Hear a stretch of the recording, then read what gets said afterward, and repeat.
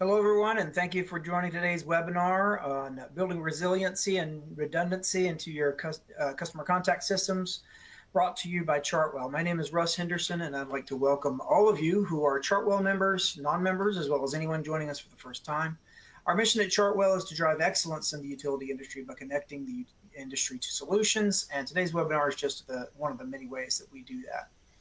Before we get into our topic for today, please keep in mind that if you have any questions during the webinar, we want to encourage you to submit them through the Q&A tool as we go along, and we're going to get to those as we can before the end of the hour. We've got a lot of material to go through. Hopefully, we'll get to those questions. If we don't, we'll turn those around after the webinar, but we're going to try to get to those today. A copy of today's slide deck is available in the resource list, along with some additional Chartwell research related to today's topic that you may find valuable. Finally, today's webinar is being recorded. A link to the on-demand version of the webinar will be sent to you tomorrow when the recording is available for viewing. So let's get into the topic of today's webinar, which is building in resiliency and redundancy with your customer contact systems. Critical infrastructure is, of course, a hot topic in the industry right now. A lot of attention has been on how to protect transmission and distribution assets from, cybersecurity, security, et cetera. But what if some or all of your ability to communicate with your customers were affected? How would that impact your operations? How would that impact your CSAT and so forth?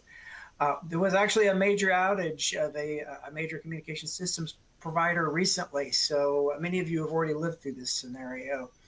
So in this presentation, the folks at Message Broadcast, Link Mobility, Avangrid, Eversource, and Singular Security are going to get you to think about some tough questions in it and provide some answers. As I said, we're going to get a lot of highly relevant information today on a very timely topic. This will also be a topic of discussion at Power Up, Chartwell's outage conference, which is going to have its 17th annual event in Phoenix in June. Message Broadcast is going to be there along with many of our old friends as well as many new faces. And I'll share more on Power Up later. So again, my name is Russ Henderson. I am a research director here at Chartwell, and Jennifer Chalk is behind the scenes producing today's event. So we have an amazing panel of folks on the call with us today, and we have a lot of ground to cover. So I'll introduce everyone quickly and let them speak about themselves more fully as we go. Owen O'Neill is Senior Business Systems Analyst at Avangrid, employed within the customer care and contact center field for 23 years.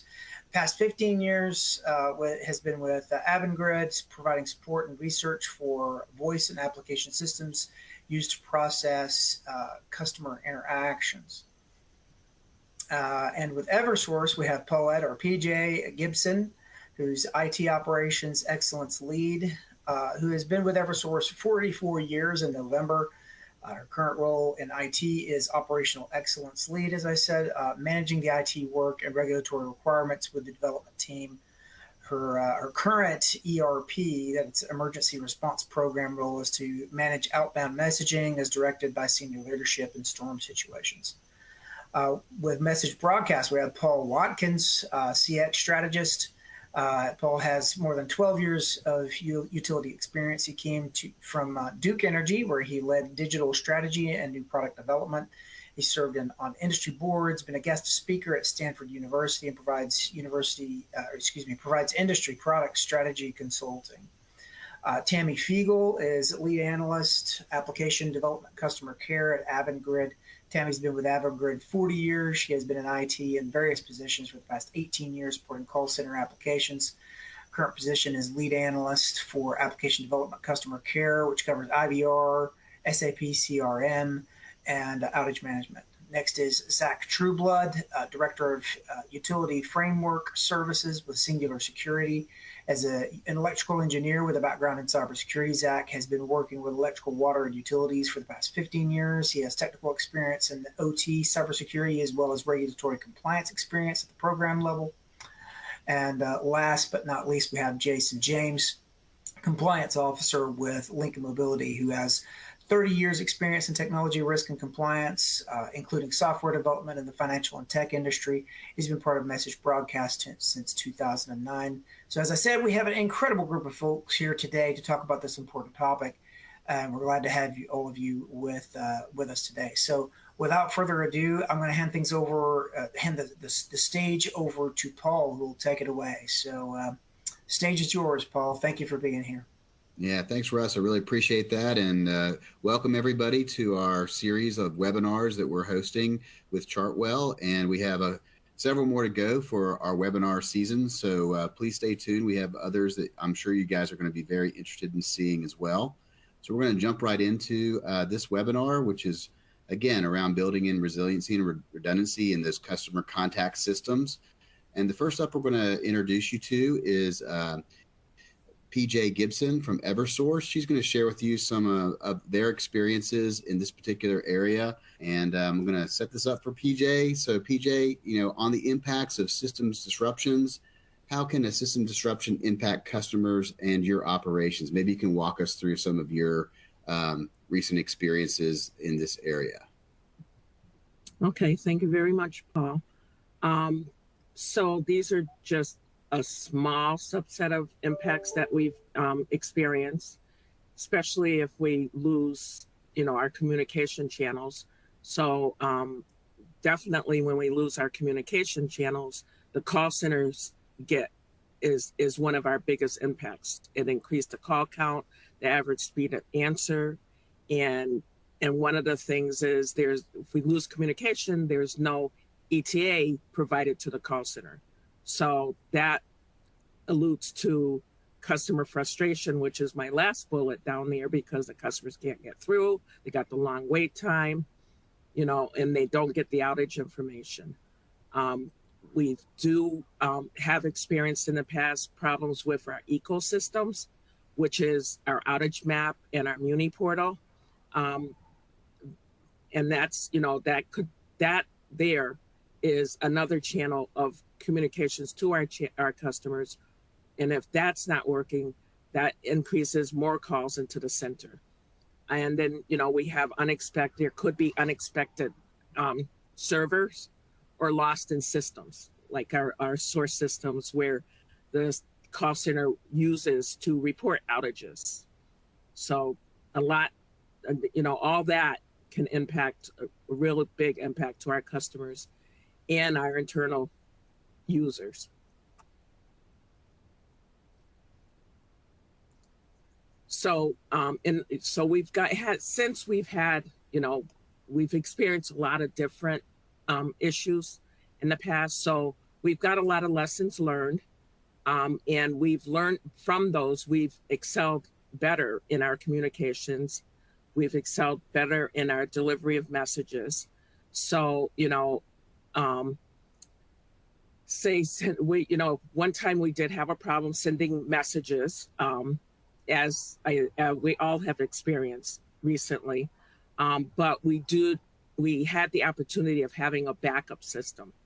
So we really didn't experience too much of a loss in the last episode with vendors sending communications.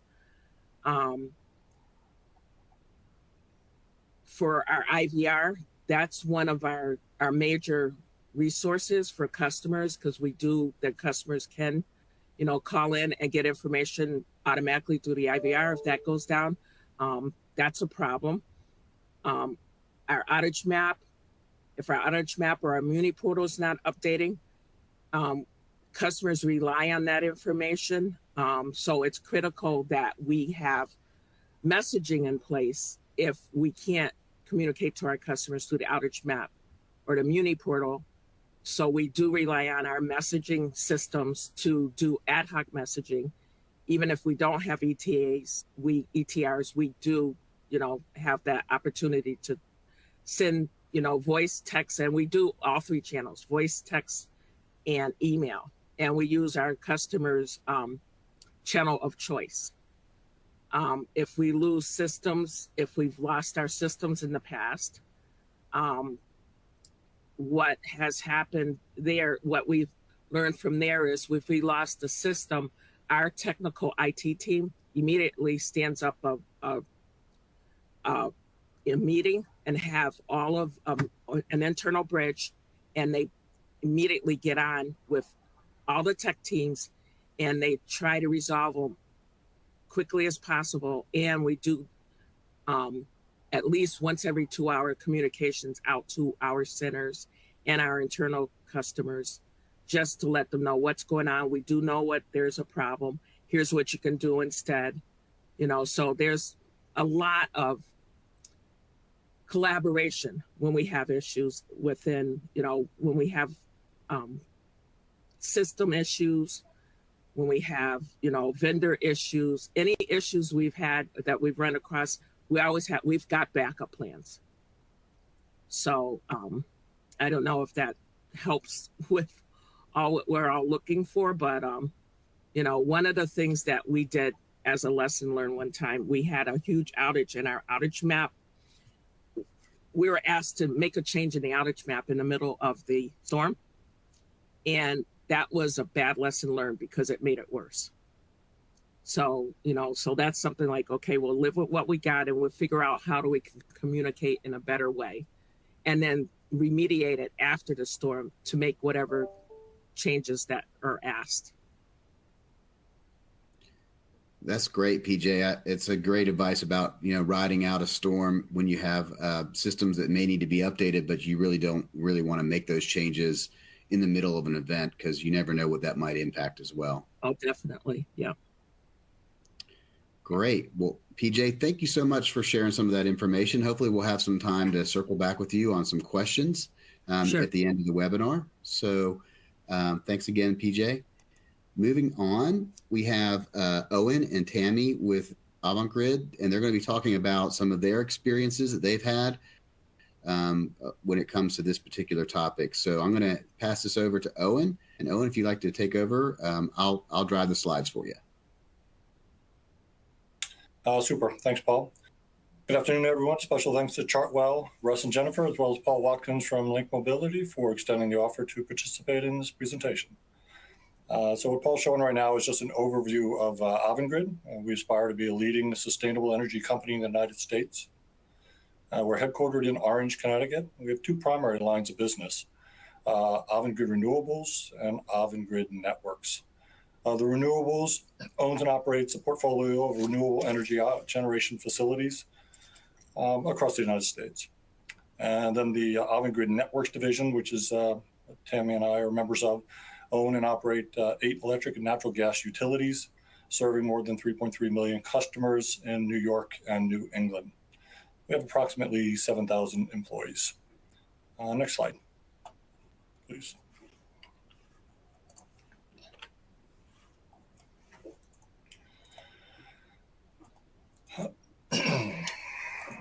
Sorry about that. Okay. Our utilities are located, as I mentioned, in Connecticut, New York, Massachusetts, and Maine. We serve about 1 million gas customers and roughly 2.3 million electric customers. And this is just a breakout of the 8 utilities that we have throughout those states. I'll take the next one, please. Because we're a small cluster of utilities, we are able to leverage a variety of enterprise applications to support our storm activity. Some of these applications include our telephony, our IVR and ACD platforms. We have a proactive messaging platform, and then our CRM. We do have a hybrid mix of these applications. Some are cloud-based, while some are premise-based, all of which are vital during our operation for storm events. And we pretty much tried to outline in a storm mode that's most critical to us and our customers, the before, during, and the after storm processes. Next slide, please. We want to provide just a high-level breakdown of, at least from our perspective, the critical applications, when they're used, the different phases of our outage journey. Mainly our IVR. We have a IVR, it's a high volume call answering, which is a cloud-based platform. Our websites, mobile apps, SMS text, and then outbound dialers, which are utilized at different phases. And then I'm going to hand this over to Tammy. Virus, love that. Thank you so much, Owens, and I extend my salutations to everyone and good afternoon. As Owen mentioned, we had a high volume call application, HVCA, which is basically, we have our internal infrastructure, but in a large storm event, when our internal capacity on our IVRs, web, etc., but primarily our call taking, because we are a regulated utility, it's very important that we have call center metrics and performance metrics. It's important that we adhere to those and try to be as successful during storm events, because that's when a large majority of our customer base is impacted. So it's critical that we perform in a manner that's necessary to be successful. In those we've had just to start out, the event that we're talking about that happened to Avangrid, we had a relationship with an overflow service, which is where we do not want to deliver busy signals, and our internal infrastructure, IVRs, agents, those technologies, when the capacity is close to being maximized, we do not want to give those busy signals. So we have an overflow service where we basically redirect each OPCO that is experiencing the issue. We can redirect that to an overflow service. They have our customer information that we send to them periodically. They load it onto their databases, and the calls are actually taken there. And we have various different ways of getting back that information. It's mostly upfront activity that we utilize them for, is on the onset of the storm when the call volume is at its capacity. As the storm wanes over multi-day events, we find that people really do want to talk to agents and get more restorative specific information. We try to do our best, and we are constantly trying to improve our estimated restoration times and our communications with our customers. On December 1st, the relationship that we had with our primary overflow service, like I mentioned, it's been over 20 years, so maybe we were a little complacent in that, but they advised us on December 1st that they were not going to be available for utilization because they had a cyber event. Now, this was in the middle, going into December, when the weather forecast for the upcoming 2 or 3 weeks looked really dismal with upcoming storms.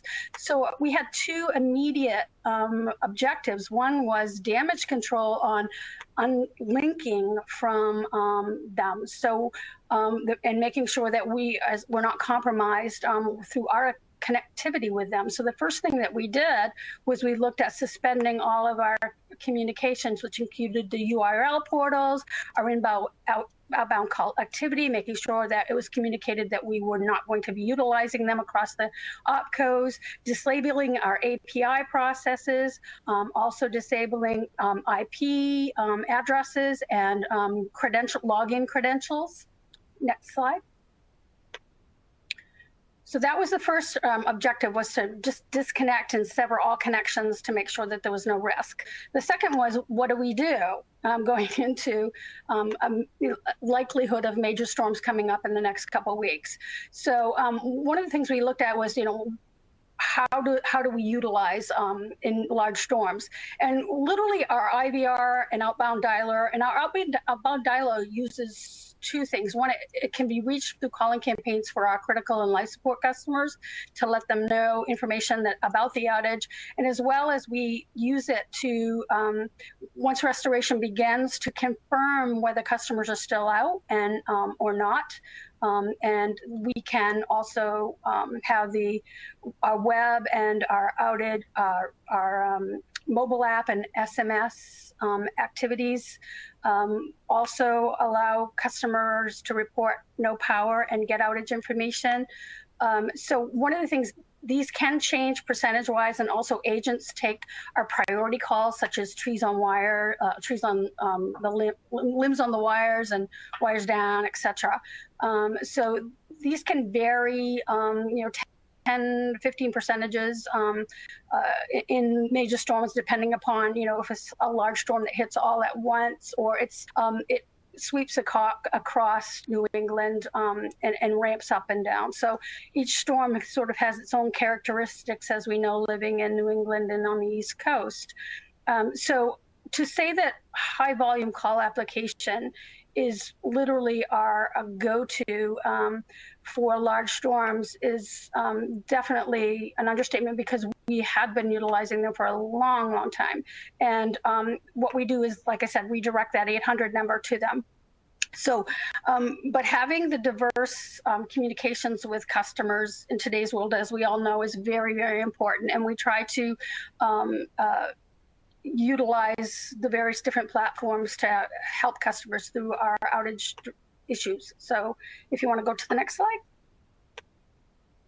So what happened when that occurred and we were not able to utilize the overflow service? Our second objective was, well, what do we do, right? So one of the things we were concerned with our metrics, because we can be penalized if we don't meet our call center, our company metrics storms. Delivering busy signals is not an option. So we did not have a secondary means or an alternative solution for when our internal infrastructure call taking was to be maximized. We didn't really have an outside source beyond that initial provider. So we looked at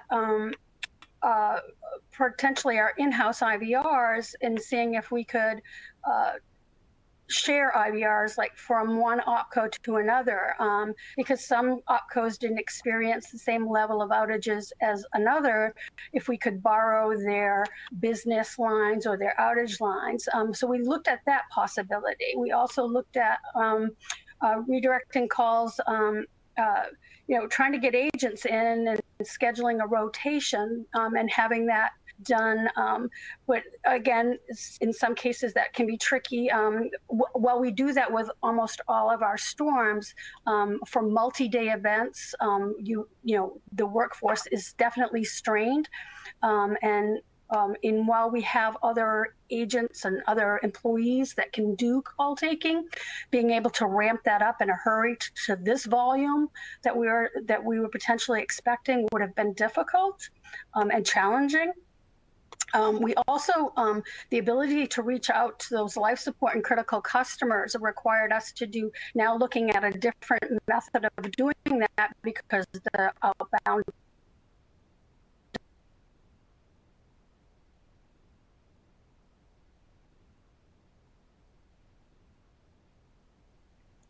Looks like we're maybe getting a little bit of interference there with Tammy. We can Tammy, always come back to Tammy. Okay, Owen, can you finish out some of these slides for us?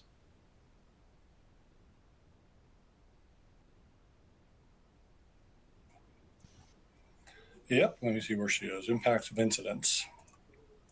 I could just paraphrase. So what Tammy did was provided a high-level overview of the actual impact when we lose these critical infrastructures and what the impact is, not only to our process, to our customers, but also the ramifications that we experience from our regulators. Where customer data. Oh, there you go. Go ahead. Did you just say something? No, you dropped out of there for a minute, Tammy, but it sounds like you're back. Oh, okay. I'm sorry. So the key here is we didn't have.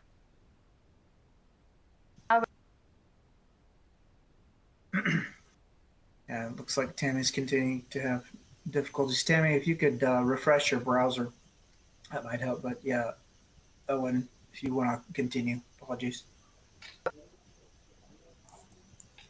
Sure. Impacts of incidents. So yeah, the overview was just the what the actual impact is to our infrastructure when we're actually encountering these issues. And if she comes back, while we're waiting though, I'll jump onto the next frame. So as Tammy mentioned, our immediate response was, working with our local carrier, and then also the immediate response was, whenever we encounter part of the outage journey, is getting the information to our customers so they're informed and they know what's going on. Are we aware of the outage? What's the restoration time? So, as PJ had mentioned, that they do at Eversource, we do the same thing. We had to pull all resources together. How can we get this information and get the other applications up and running? We work with our local carrier to return some static messages, and we also engaged message broadcast to assist with actually building a static message for these callers and routing them. They turn that up pretty quickly. We also work with alternate vendors to provide high volume static messaging, which was message broadcast.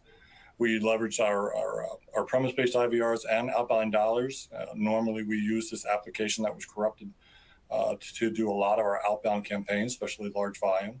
So we had to leverage some of our in-house dialers to cover that. And then we also secured additional agents, both in-house and external, with third-party vendors to actually answer live customer calls if the technology we were using wouldn't support it. And the last phase is the recommendations, which was, as touched on, we work with local carriers, making sure ahead of time that you have alternate routing plans within your at the carrier level, working with alternate vendors to provide high volume static messaging. Hello? Yep, we got you again. Oh, okay. Thank you. I'm sorry. Did you leave off with the toll-free and we went with message broadcast? One of the things that was beneficial is in that static message, we referred callers to the web and our website and our other alternate resources, and that was very beneficial as well. As we leveraged our premise and IVR outbound dialer in-house. We did have the outbound dialing capabilities, but it did require us to jump in and really look at how we could optimize them. And we worked with our alternative vendors to provide a high volume, as I said, message broadcasting. And one of the things that we're doing right now is we are working with message broadcast to do a contingency high volume call plan or to utilize them as well. And in our high volume call application with message broadcast, we're actually making it also very interactive with our host customer system, where it will give ETRs and have REST APIs utilized to provide ETRs and report no power. So that's more in a real-time scenario than even with our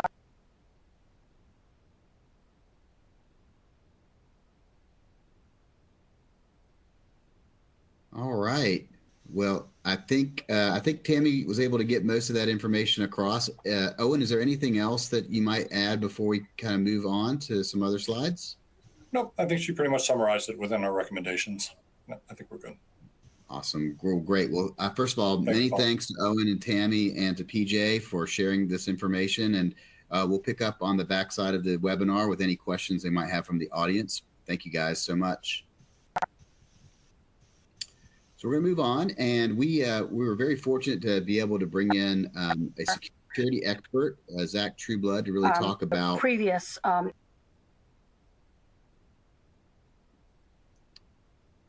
Tammy.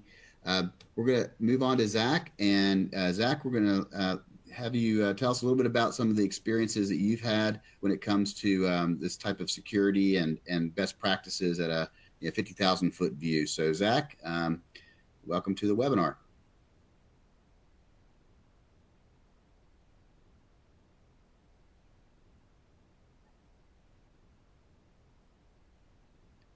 Hey, Zach, are you on mute maybe?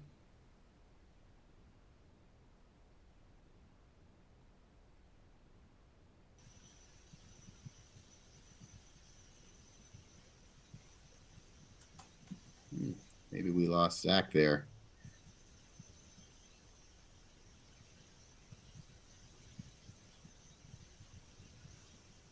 Okay. So Jason James, are you there? I am. So we have a backup plan for a backup plan sometimes. So Jason, maybe you can kind of walk us through a few of these different things really quickly that you've experienced when it comes to, issues that we've encountered both with our clients as well as what we do internally to kind of harden our systems. And so, Jason, if you would just take it away for us, and we'll try to get Zach back here in a few minutes. Absolutely, and thanks very much, Chartwell, for hosting this event and inviting me. So before I jump into my slide, it's interesting listening to some of the presentations. I have colleagues in the industry, as I'm part of a couple of non-for-profits in the compliance space, who work in government agency, and recently they have been instructed by the Department of Homeland Security, by the TSA, by FEMA, to really sort of focus in additional areas in cybersecurity, resiliency, and redundancy as a result of threats that we're seeing both internally and externally and in the sort of geopolitical landscape. So at Message Broadcast, we consider ourselves a strategic vendor and service provider to our customers, who, of course, are strategic to theirs. And as such, we have to consistently and look internally at how we can best protect ourselves from potential cyber risk, but also enable ourselves to be resilient to any sort of impact that may occur as a result of, again, geopolitical or maybe even sort of a disaster. So one of those areas is to sort of look at our security posture, our IT services. So we do what we call a SOC 2, and I'm sure a lot of you are probably familiar with the SOC 2 standard. It's an AI CPA standard supported. Most of your CPAs are aware of that. We take this very seriously, and when we instigated the SOC 2 program, the bare minimum for that is security. That is something that, to protect your systems from external and internal hacks or breaches.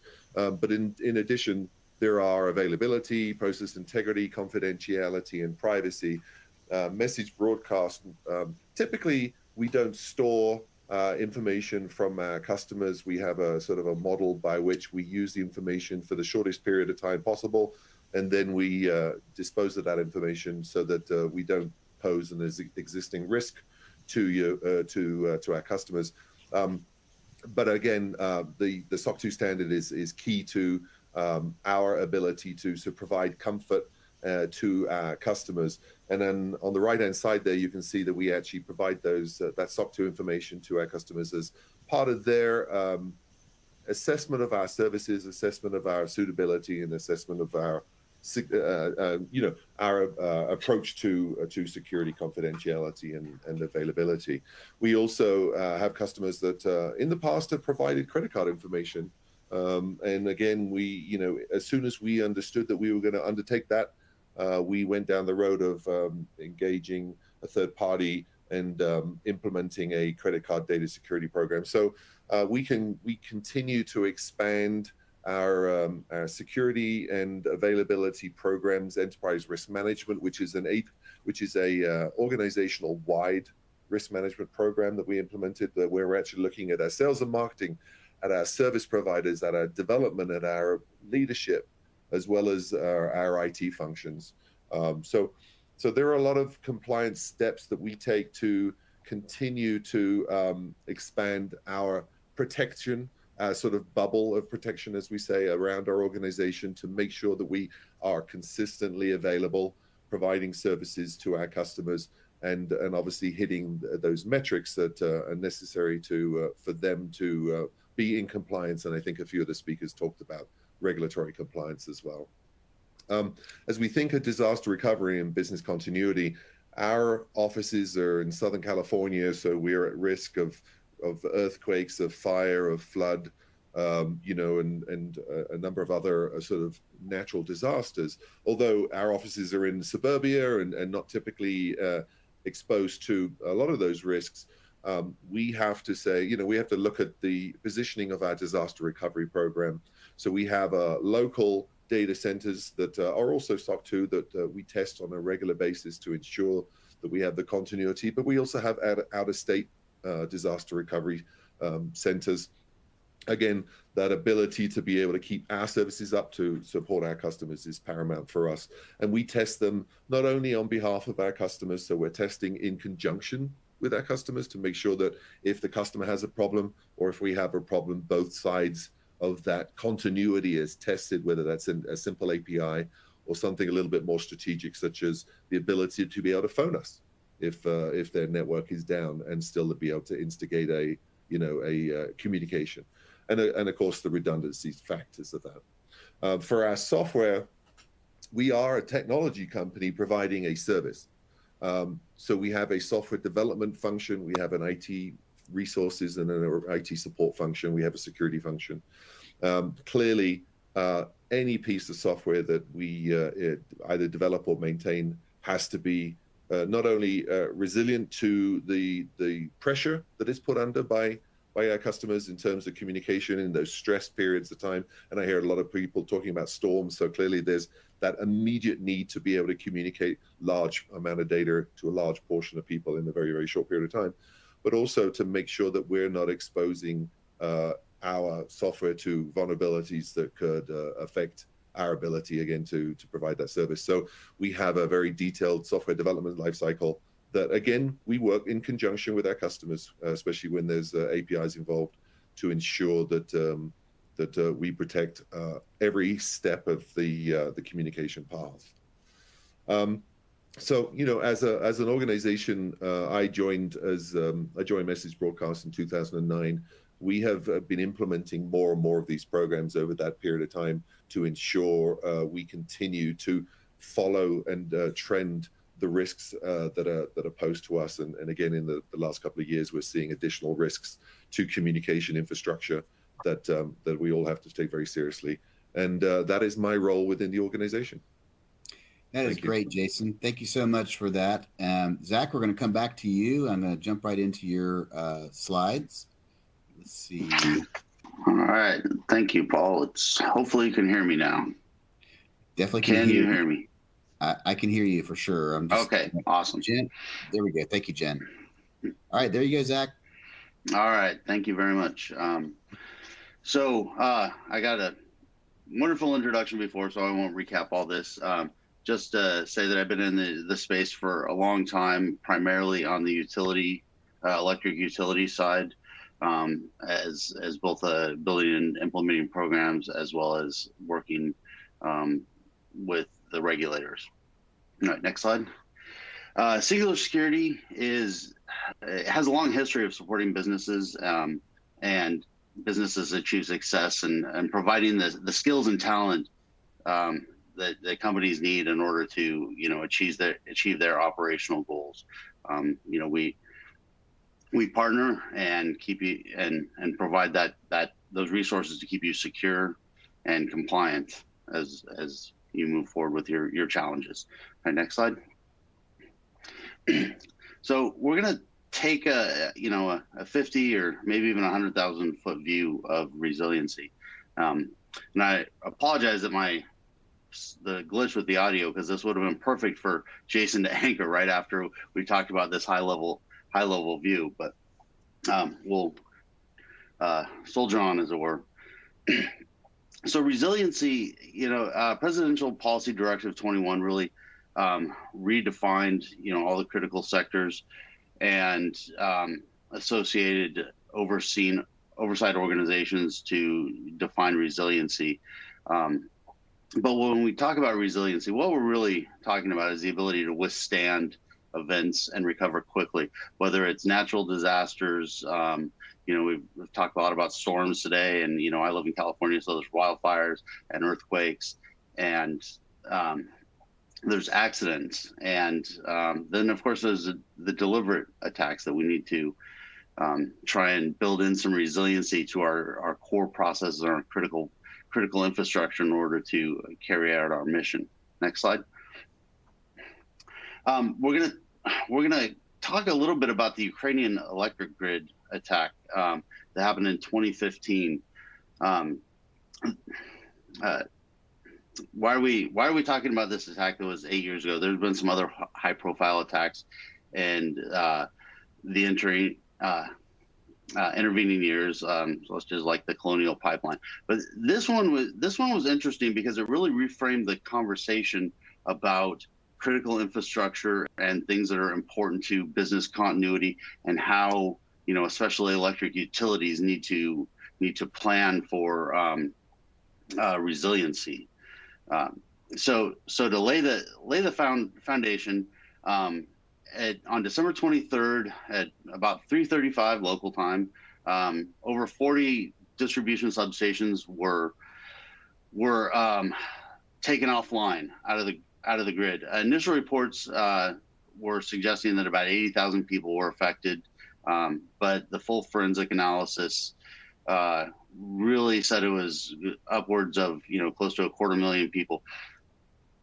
And one of the reasons why it wasn't the full effect wasn't known for a long time was the scope of disruptions to the critical services of these three distribution utilities. And I won't even try and pronounce their names because I will just fumble it badly. Next slide, please. So this attack started like most attacks with SCADA and ICS. It was through a phishing email on the corporate website. I believe the reports I read, it was an Excel spreadsheet that had the black energy malware that was able to get on the corporate side. And from there, they pivoted and were able to infect the SCADA, ICS, OT environment. They were in the system 6 to 8 months prior to actually triggering the attack. It was a phenomenally long amount of time where they were able to collect data and devise custom exploits, steal credentials to the VPN, look for tunnels, and do all of their reconnaissance and attack and launch the attack at their leisure. So when they finally triggered the attack itself lasted less than 10 minutes. But they took over the SCADA HMIs and were able to affect breakers for all of these substations. They wrote custom firmware that bricked their gateways and took over the serial to Ethernet converters, turned them to useless pieces of hardware. And they attacked support systems such as the UPS and power to the control rooms, customer contact centers. And the reason why we're talking about this one today and why I reframed the conversation was the telephone denial of service. They flooded the call centers with bogus calls, affecting their ability to respond to customers and really exacerbating the recovery, the time, and then if you read the reports by Robert Lee and Michael Asante, it was really the political aspect of this was that it really affected the confidence. The confidence and the ability, the electric utilities' ability to provide their core services to the population and keep the critical infrastructure up and running. Next slide. So we're gonna talk about some of those lessons learned, especially in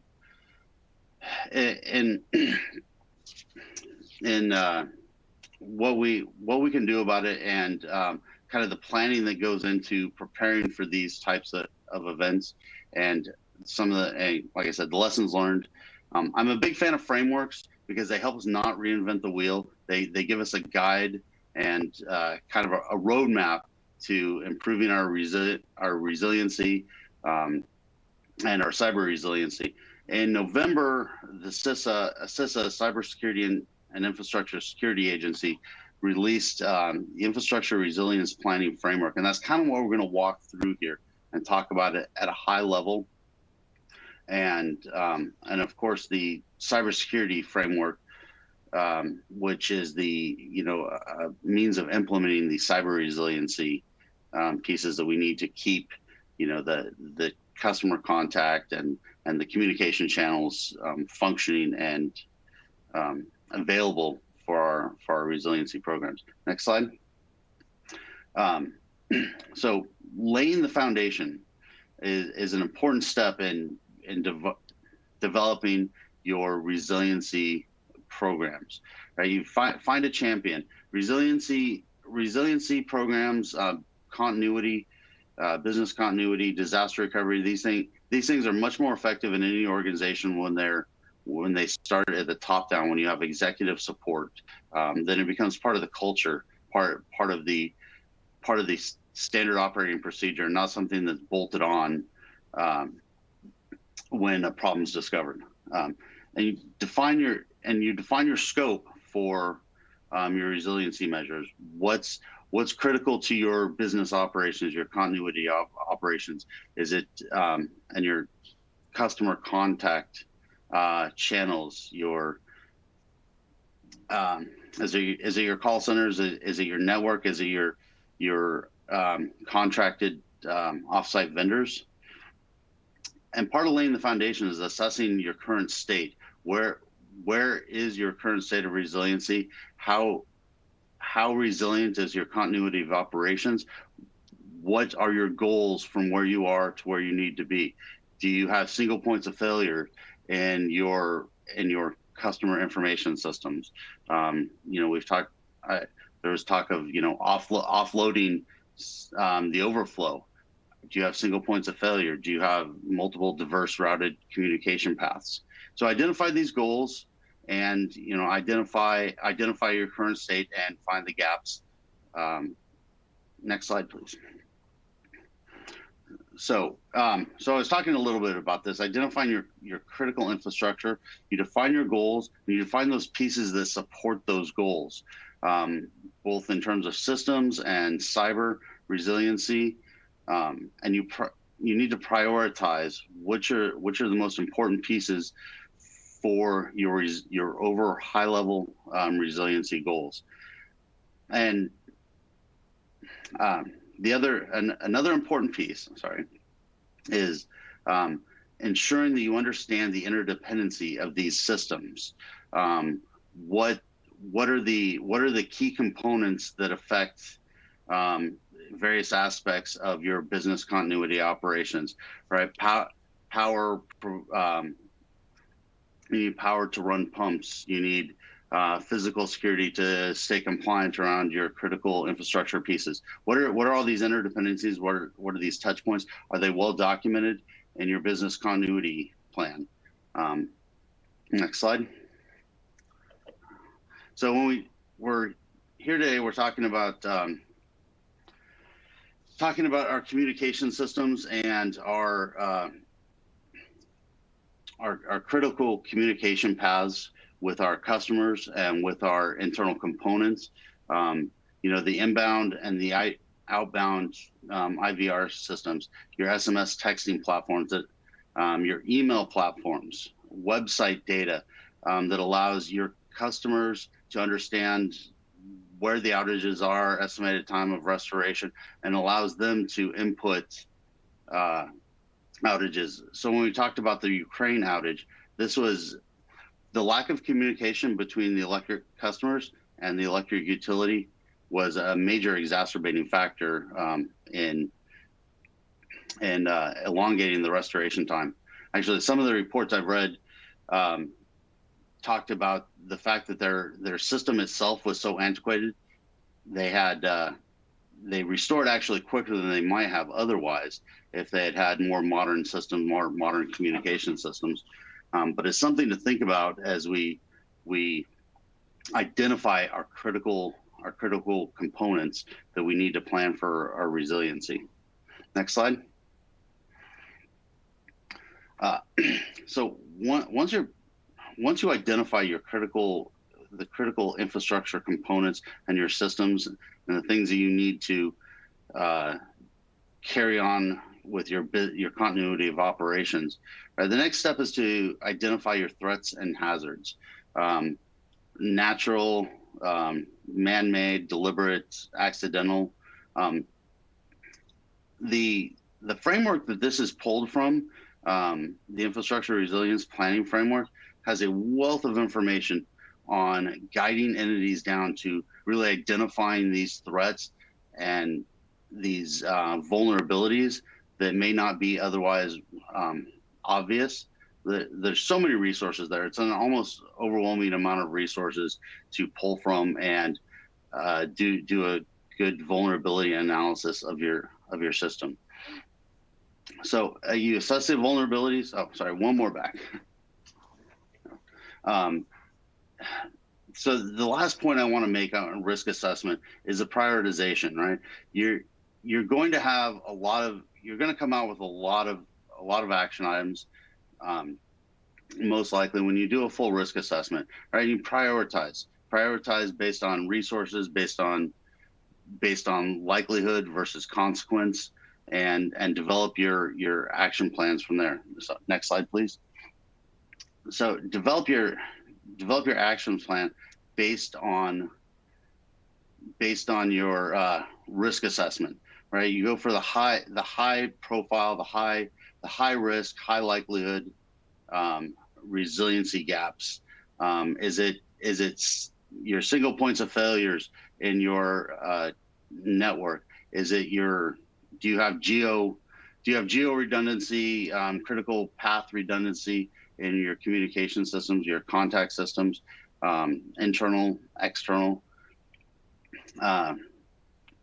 So develop your actions plan based on that. Revisit your goals as you're going through this.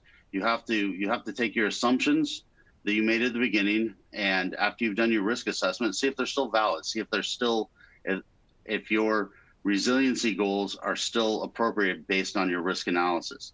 You know, this should be a living document, a living process that you go through and you reevaluate as you're going through your your critical infrastructure pieces, and utilize existing resources, things that you already have, capital project improvements, projects underway, initiatives to evaluate other vendors. Look at what you have and look at what's already in process and see if these support resiliency. Don't recreate the wheel if you already have resources in place to help you bridge some of these resiliency gaps that you're looking at. And then, of course, develop an implementation plan. Next slide, please. All right. So after you have your plan, of course, I mean, it should be obvious, you have to implement your solutions to bridge these gaps, and monitor, evaluate, and assess as you go along. Sorry, I realize that we're pushing up on time here. So you need to develop your key metrics on your different communication paths and what that means in terms of your resiliency. You can't manage what you don't monitor and what you don't have some key performance indicators to determine if they are enhancing your resiliency. And so go on to the next slide. Back 2, please. Sorry. One more. All right. There we go. So I wanted to kind of land on this when we're talking about developing a plan. The NIST cybersecurity framework was developed for the critical infrastructure. It was really developed for in response to the presidential order in 2013 for improving the nation's critical infrastructure. Identify, protect, detect, respond, recover is to enhance cyber resiliency.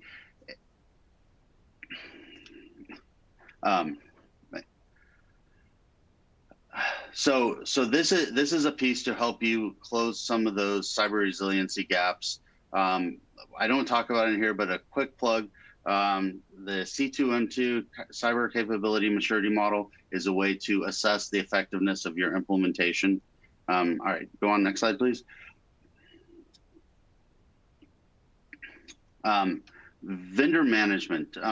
You know, like I said, I've been in the primarily on the electric side for the critical infrastructure, and vendor management and supply chain risk management is a very hot topic these days, with everyone focusing on the utilities managing their vendors and doing their due diligence. In the electric world, there's responsibility on the utilities to do vendor risk analysis, and those include things contractual obligations, reporting on incidents. Do you understand what access to your data that vendors have? Are they reporting vulnerabilities? What's our information protection policies? Like what certifications do they have? The SOC 2, FedRAMP is an important one in the NERC world. What assurances do you have for their due diligence for your data and your your business. Sorry, go on to the next slide, please. So the key point here is to understand your vendor program, manage your vendor program, and manage and maintain that relationship in terms of working with your vendor for the certifications, reviewing the certifications, understanding your responsibilities. You know, as Jason was saying earlier, you know, verifying the certifications, the SOC 2, reviewing it on a regular basis, going back to your vendors and understanding how they're going to support you in that resiliency piece for your critical infrastructure, right? So you can, when an attack and an event happens, you have those communication channels and paths. They're still available to you to enhance the response, enhance recovery, and ultimately enhance resiliency. Next slide, please. So how do you improve resiliency over the long run? And ensure you're constantly looking at your business continuity plan, right? There should be a living document that review on a regular basis to ensure that the assumptions you made before are still valid. The threat landscape changes. The business continuity plan will change. The infrastructure resiliency may change. Stay informed about new technologies and new practices. Like I said, there's a wealth of information, an overwhelming amount of information out there for new technologies and best practices from agencies like the CISA, InfraGard, DHS, NIST. It comes at you from all sides, almost a full-time job, staying on top of the threat landscape and the best practices and guidance that industry and government and these regulated agencies have for the utilities that support critical infrastructure. But it's out there, and it's just needs to be consumed by the utilities to support this. Build in resiliency and redundancy to your systems. Go to the next slide, please. Resiliency should be baked in, not bolted on. It's kind of something I say. It should be fundamental to your business operations. It should be in your business continuity plan. It should be in your day-to-day operations. It should have support from the top. In the NERC world, we often talk about a culture of compliance. I'll broaden that up to a culture of resiliency. How are you going to carry out your core function and keep the lights on down at the end of the line when the accident, disaster, attack happens? Thank you. That's great. That's great, Zach. We really appreciate that. A lot of great stuff in there packed into that particular presentation. So we'll have this online available for people to review later as well. So I'm going to send this back to Russ and Jen to kind of wrap us up real quickly. All right, I truly appreciate it, Paul. Yeah, this was really great kickoff to the series of webinars that you guys at Message Broadcast are going to be doing for us. I very much appreciate it. Very timely, relevant topic. I think we just have 2 minutes left here, so I don't think we have time for Q&A. We did have a couple questions that came in, a number of them. We're going to forward those to you so that you can answer those and get back to the people who asked them. But wanted to take a moment to ask all of you to answer a few very brief survey questions. So let us know how we're doing. We rely on your feedback to ensure our webinars bring you the content you need when you need it. So we appreciate you answering those questions for us. So just going to wrap up here. We're looking forward to Message Broadcast's future webinars, and we have a couple other ones that are coming up here in the next couple weeks. Our next one will be on how to write a winning entry for Chartwell's Best Practice Awards. On that webinar, we'll have Steve Waters, Chartwell's Steve Waters, who was at Centerpoint Energy when they won the Gold Outage Communications Award for their work with the Hurricane Harvey. Rob Glabaki, who's Director of Customer Care at Hydro One. They won the Gold Customer Service Award last year. Rebecca Lessam, Department Manager, Clean Energy Digital Products at Con Edison. They won the Gold Digital Experience Award last year. So for more information on our upcoming webinars, please visit the events section of our website. And I apologize. On the 26th, Consumers Energy, we talk about its work to help vulnerable customers, vulnerable seniors avoid disconnection with targeted communications. Vulnerable customers, an extremely important topic right now.